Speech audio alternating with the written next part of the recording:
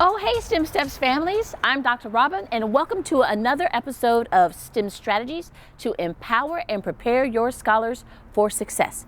Come on in.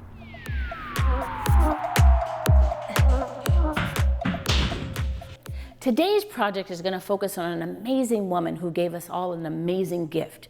Her name is Henrietta Lacks. Now, Miss Lacks was the great-granddaughter of former enslaved Africans like most of us. She also was a tobacco farmer.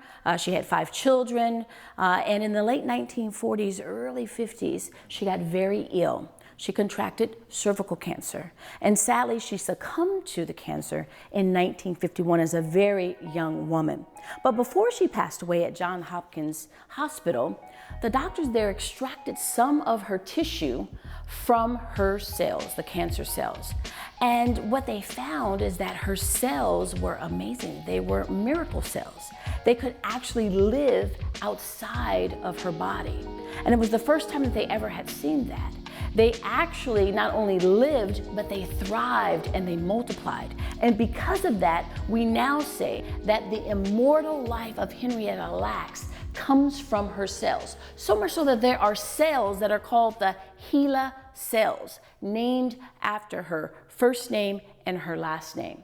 Now, in this particular project, what we're going to really study is that these particular cells launched a particular field of medical research called virology, the study of infectious viruses.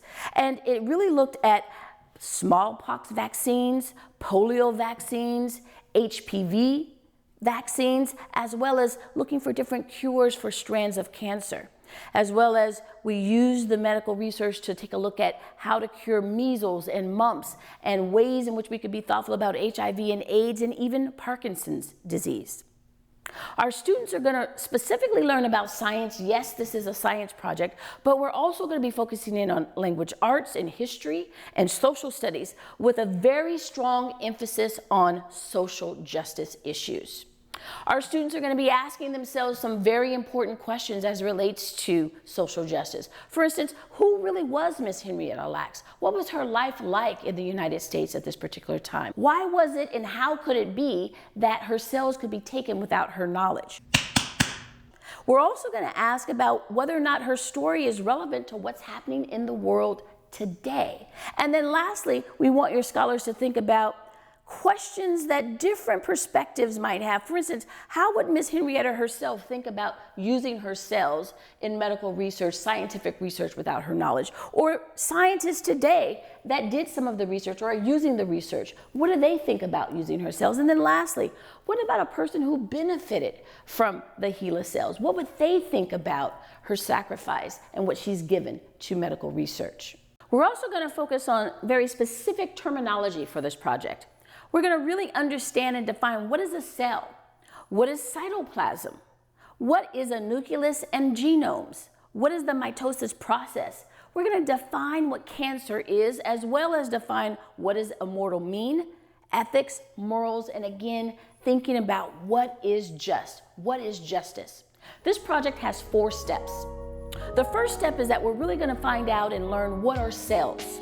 We're then going to really define and compare cells to the HeLa cells.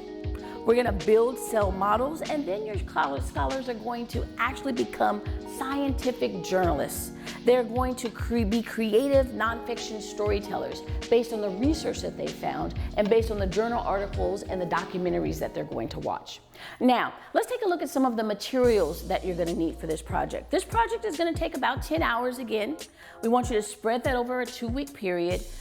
Break this up into 30 or 45-minute blocks, and what you're going to do is get this material. I'm going to send it to you. It's going to show your students define what cell parts are. They're going to do a Venn diagram of the difference, compare and contrast plant cells versus animal cells. They also actually create a model of what a cell looks like. I got this particular styrofoam disc from Walmart, you can find them elsewhere, and your students are going to create their own model. Now, I got these and picked these up because I thought that they were kind of neat, because they kind of look like viruses and what happens to viruses when they attack cells and what that means and looks like.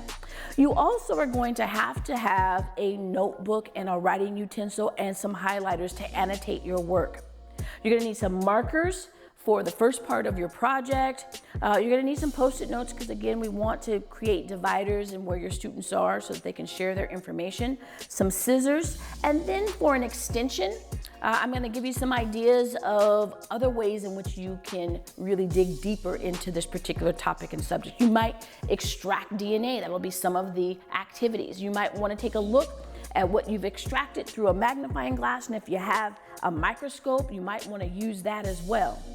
I'm going to also send you some resources, some additional books and or materials that you can use beyond this particular project so that you can continue to explore these scientific ideas. Oh. So what do you think? Pretty straightforward, huh? Now remember, we're going to make sure that you have all of the materials that you need as well as the instructions for this particular project, and I'm sure that your students are going to have a great time.